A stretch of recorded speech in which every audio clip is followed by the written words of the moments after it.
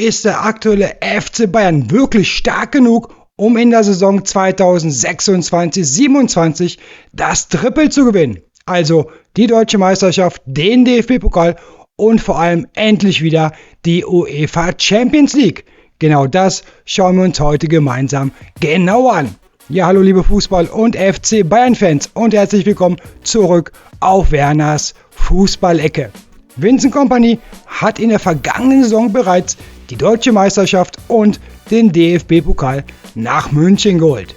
In der Champions League war allerdings im Halbfinale Schluss. Immerhin gegen den späteren Titelgewinner Paris Saint-Germain. Doch genau darauf wollen die Bayern jetzt aufbauen. Heute gehen wir den kompletten FC Bayern-Kader für die Saison 26/27 gemeinsam durch, vom Torwart bis zum Sturm. Ich zeige euch, warum dieser Kader meiner Meinung nach das Potenzial hat, in der kommenden Saison tatsächlich alle 3 Titel zu gewinnen. Schreibt mir jetzt direkt in die Kommentare, glaubt ihr, dass der FC Bayern in der Saison 26/27 das Triple holen kann? Ich bin gespannt auf eure Meinung. Wenn euch solche FC Bayern Prognosen gefallen, dann lasst mir gerne ein Like da fürs Video, abonniert Werners Fußballecke und aktiviert die Glocke, damit ihr kein neues Fußballvideo mehr verpasst. Dann würde ich sagen, legen wir los. Hier seht ihr meine aktuell stärkste Bayern-Abwehr inklusive Manuel Neuer im Tor. Beginnen wir natürlich mit dem Tor. Dort ist Manuel Neuer auch in der Saison 2026/27 weiterhin klar die Nummer 1. Dahinter steht mit Jonas Uhrbigg ein Torwart, in den die Bayern enorm viel Vertrauen setzen. Laut Medienberichten soll Uhrbigg in der kommenden Saison mindestens 20 Pflichtspiele absolvieren und so als Nachfolger von Manuel Neuer aufgebaut werden. Denn dieses wird ja bekanntlich die letzte Profisaison von Manuel Neuer werden. Komplettiert wird das Torwartteam natürlich von Sven Ulreich, der weiterhin als erfahrener dritter Torhüter im Kader steht. Schauen wir als nächstes auf die Viererkette. Auf der linken Abwehrseite haben sich die Bayern mit Nationalspieler Nene Born von Eintracht Frankfurt für knapp 50 Millionen Euro richtig stark verstärkt. Für mich hat Born aktuell sogar die besten Chancen, direkt als Linksverteidiger in Vincent Kompany Startelf zu stehen. Warum ich das so sehe, darauf kommen wir gleich noch etwas genauer zu sprechen. In der Innenverteidigung sind die Bayern mit Jonathan Tah und Dayot Upamecano hervorragend aufgestellt. Tah war laut den Kicker-Noten in der vergangenen Bundesliga-Saison hinter Jeff Chabot vom VfB Stuttgart der zweitbeste Innenverteidiger und insgesamt sogar der 6. beste Spieler der Bundesliga. Gemeinsam mit Upamecano bildete er bereits in der vergangenen Saison ein richtig starkes Abwehrduo. Auf der rechten Abwehrseite ist Konrad Laimer für mich weiterhin gesetzt. Obwohl er eigentlich kein gelernter Rechtsverteidiger ist, hat er diese Rolle unter Vincent Kompany überragend umgesetzt. 3 Bundesliga-Tore, 9 Vorlagen und dazu noch 4 Assists in der Champions League sprechen da eine klare Sprache. Nicht umsonst haben die Bayern seinen Vertrag jetzt bis 2029 verlängert. Auf der linken Seite verfügen die Münchner mit Nene Born und Alphonso Davies jetzt über 2 absolute Topspieler. Ich persönlich würde zunächst auf Neuzugang Braun setzen, weil Alphonso Davies nach seiner Verletzung erst wieder zu 100% fit werden muss. Braun bringt alles mit, was Kompany auf dieser Position braucht. Enormes Tempo, starke Zweikampfführung und eine hohe Spielintelligenz. Mit einer gemessenen Höchstgeschwindigkeit in der letzten Bundesliga-Saison von 35,78 km/h ist er aktuell sogar der schnellste Spieler im gesamten Bayern-Kader.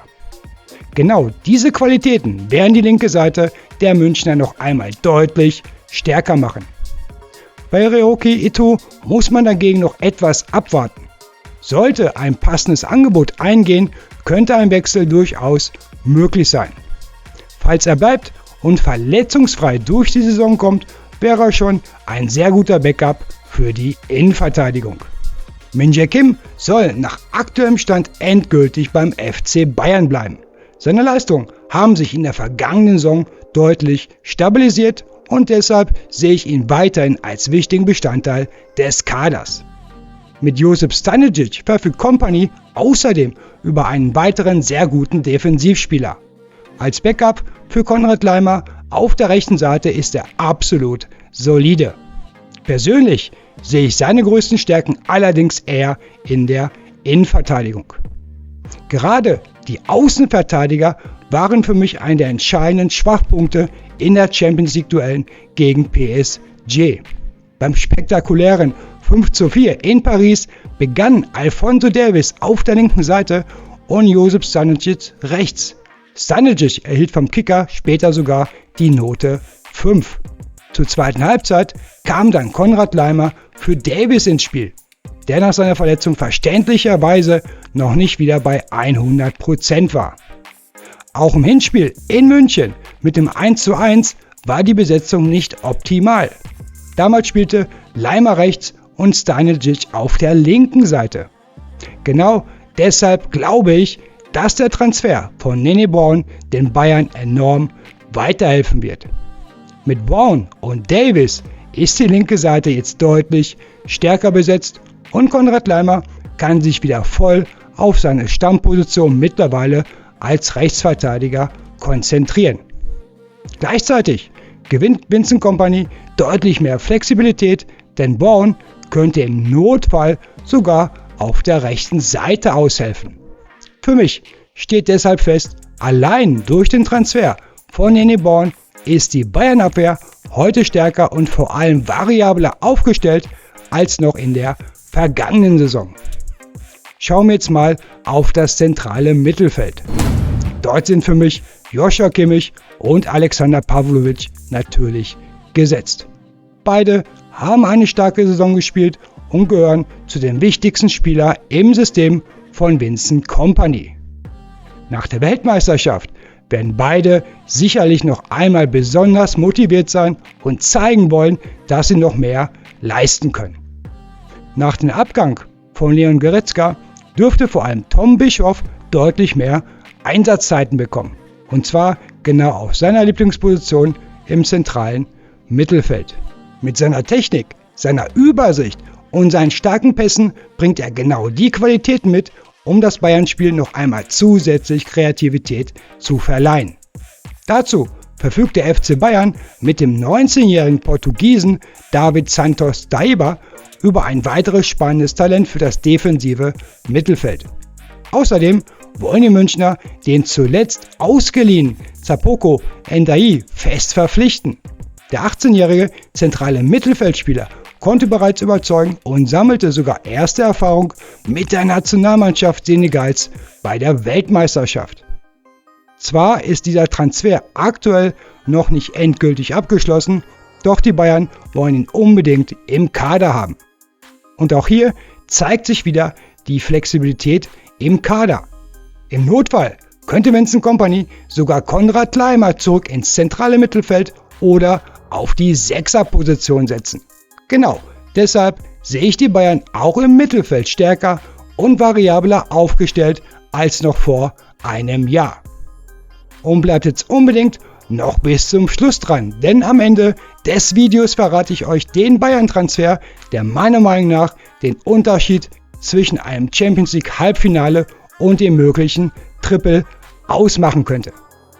Doch kommen wir jetzt zu dem Mannschaftsteil, auf den sich wahrscheinlich die meisten Bayern-Fans besonders freuen, der Offensive. Denn dort verfügt Vincent Kompany über jede Menge Qualität, Tempo und echte Weltklasse. Schauen wir uns das Ganze einmal genauer an. Auf der linken Außenbahn ist für mich natürlich Luis Diaz gesetzt. Der Kolumbianer hat eine überragende erste Saison im Bayern-Trikot gespielt. 51 Pflichtspiele, 26 Tore und 23 Vorlagen. Viel besser kann man sich einen Einstand kaum wünschen. Allein in der Champions League war Diaz an 11 Toren direkt beteiligt, 7 eigene Treffer und 4 Torvorlagen. Genau solche Spieler brauchst du, wenn du die Champions League gewinnen willst. Im offensiven Mittelfeld führt natürlich kein Weg an Jamal Musiala vorbei. Das Wichtigste ist jetzt, dass Jamal wieder komplett Spaß am Fußball findet und die Angst vor neuen Verletzungen endgültig aus seinem Kopf bekommt. Denn wenn ihm das gelingt, werden wir in der kommenden Saison wieder den Magic Musiala sehen, den wir alle kennen. Man darf außerdem nicht vergessen, auch Musiala war in den beiden Champions League Spielen gegen PSG noch nicht bei 100%. Gleichzeitig fehlten mit Lennart Kahl und Serge Gnabry zwei weitere wichtige Offensivspieler. Gerade in solchen Spielen merkt man, wie wichtig ein kompletter und gesunder Kader ist. Auf der rechten Seite ist Michael Olise für mich selbstverständlich gesetzt. Ganz ehrlich, für mich war Olise in der vergangenen Saison der beste Bayern-Spieler überhaupt.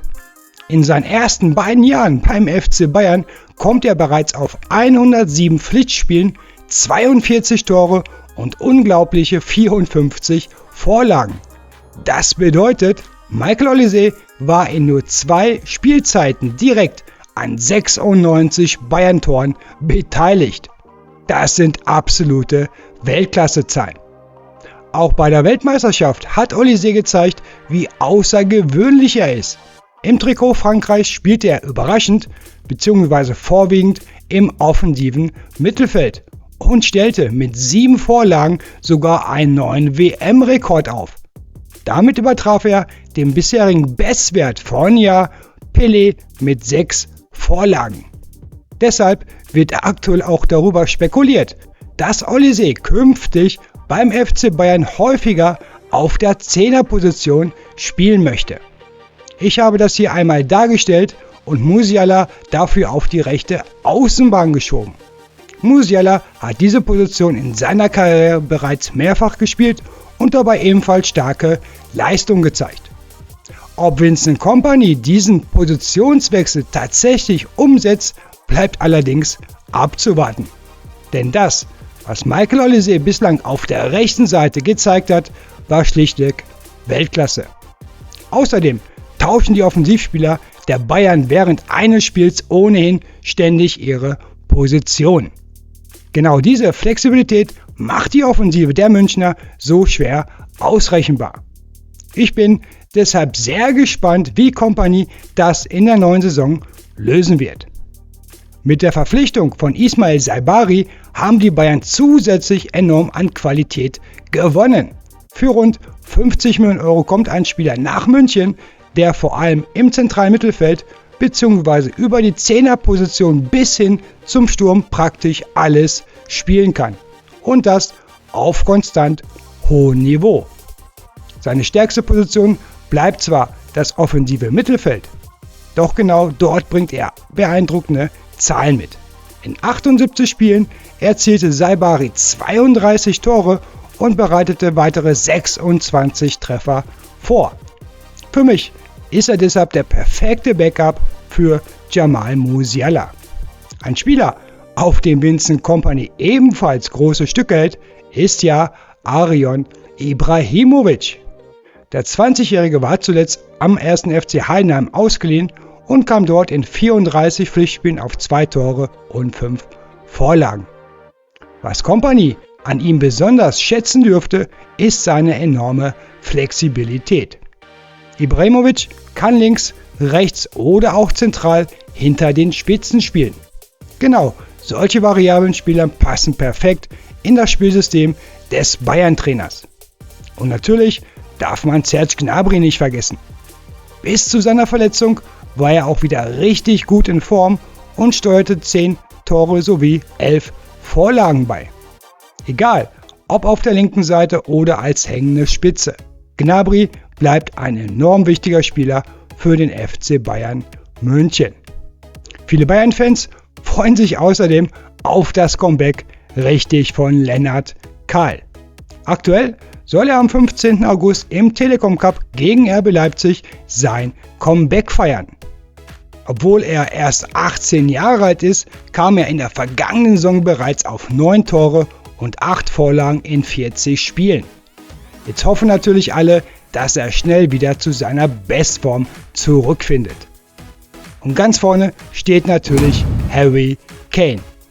Mit 36 Bundesligatoren sicherte sich Kane in der Saison 2025-26 den goldenen Schuh als bester Torschütze Europas. Insgesamt erzielte er unglaubliche 61 Tore in nur 51 Pflichtspielen. Eine Statistik, die einfach überragend ist. Mit fast 33 Jahren gehört Kane zwar nicht mehr zu den jüngsten Spielern, doch genau deshalb ist die Verpflichtung von Ismail Sabari so interessant. Nach aktuellen Berichten plant Vincent Kompany sogar damit, Sabari im Notfall als Backup im Sturm einzusetzen. Dadurch wird der Engländer künftig deutlich besser entlastet werden können. Eines steht deshalb für mich fest: Ismail Sabari wird in der kommenden Saison viele Einsatzminuten bekommen und ich glaube, darauf dürfen sich die Bayern-Fans wirklich freuen. Ich habe mich heute ganz bewusst auf die Spieler konzentriert, die für die neue Saison fest eingeplant sind. Der einzige kleine Ausnahme bleibt Hiroki Ito, bei dem aktuell noch nicht ganz klar ist, wie seine Zukunft aussieht. Schaut man sich diesen Bayern-Kader aber insgesamt an, da muss sich der FC Bayern München meiner Meinung nach vor keinem Verein in Europa verstecken. Allein das Offensivtrio aus Harry Kane, Michael Olise und Luis Diaz erzielte in der Bundesliga zusammen 66 Tore. Damit stellten sie das erfolgreichste Stürmertrio der 5 europäischen Top-Ligen. Das zeigt, welche Qualität in dieser Mannschaft steckt. Mindestens genauso wichtig ist aber die Breite des Kaders. Genau das hat PSG in der vergangenen Champions League-Saison eindrucksvoll bewiesen.